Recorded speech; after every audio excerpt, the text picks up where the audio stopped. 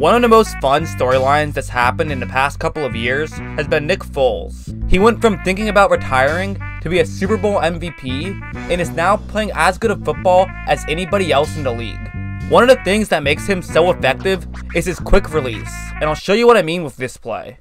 While no team in the league really has a base 3-4 or 4-3 defense anymore, every team plays a combination of both. Houston plays a ton of 3-4, and one of the best plays to run from that formation is a cover one hole, which you see on the screen. This is the play they're running on this play, and it's a man coverage play, which is actually perfect for Philadelphia, as they're going to be running a pick play specifically designed to beat a cover one hole. The way this play is going to work is Nelson Agholor is going to run straight into the Houston Texans defender who's in charge of guarding Darren Sproles. Then Sproles can simply run to the outside and he should be open. As you see here, Sproles does in fact end up with a lot of space. However, it's worth mentioning it's a 4th down and 2. And if someone else ends up abandoning their assignment and running over to Sproles, he could get tackled before the line of scrimmage, meaning that Nick Foles has to wait as long as possible before throwing it to Sproles. He's going to wait as long as possible to hit Sproles, and the second he does, he throws it very quickly and gets it off very quickly. Sproles makes the catch and is able to run the rest of the way for a touchdown. It's a good play design and a great play by Sproles. However,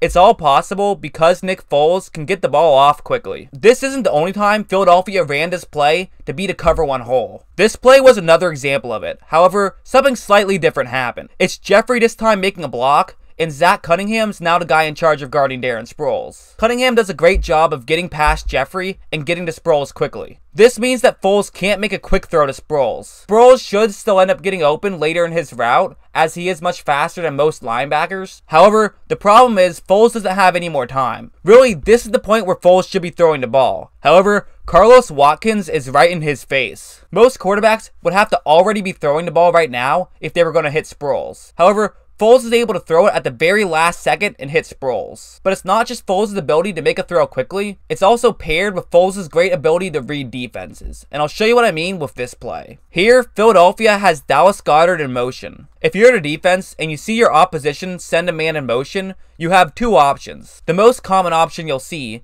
is whoever's in charge of guarding that man will then just simply follow him. But the problem with that is it lets the offense know that you're playing man coverage. The other option is to try to swap assignments. As you see here, Houston's running a pretty standard cover 2 man. However, because there's a man in motion, they're simply going to shift assignments. This is now going to allow everyone to still be in position without giving away that you're playing man coverage. However, there's a couple problems with that. As you see, Tyrann Mathieu has to run pretty closely to the middle of the field. You can even see Jonathan Joseph holding out his hand, telling Mathieu where to go. Because of these shifts, you can pretty much tell that it's man coverage. Because if it was zone, where Goedert is pre-snap, wouldn't make any difference, as no matter what, you have to guard your assigned area. Foles is watching all this, and because he knows it's man coverage, Foles looks over and realizes that linebacker McKinney will now be guarding Goedert, which is the favorable matchup for Philadelphia. Also, as you can see, McKinney has a foot on the hash marks. Meanwhile, Goedert is a couple of steps to the top half of the screen, past the hash marks. This matters because Goddard is running a flat route to the top half of the screen. So when he's faster and already has a step on McKinney, it makes for an easy decision for Foles, and he's able to make it before the ball is even snapped. He fakes the handoff and then quickly gets it out to Goedert. Goedert ends up tripping and falling, which is why it wasn't a touchdown.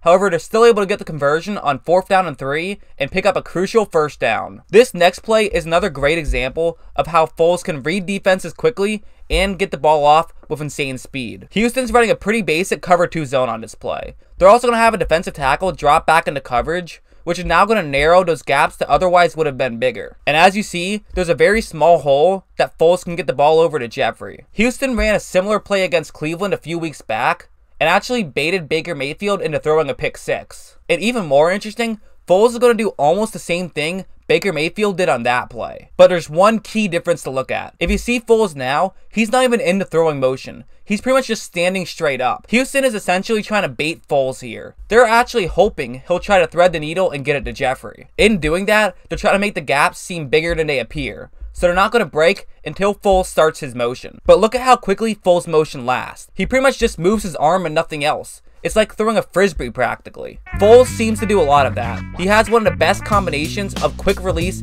and ability to read defenses in the league, and right now, he's playing like one of the best quarterbacks in the league. Obviously, you'll take a guy who's more accurate or a guy who can throw farther over a guy who just has a quick release. However, Foles has all of those attributes, and it's a huge reason they were able to beat the Rams and the Texans, and who knows, if they can squeak into the postseason, it wouldn't be the first time Nick Foles made a run at things.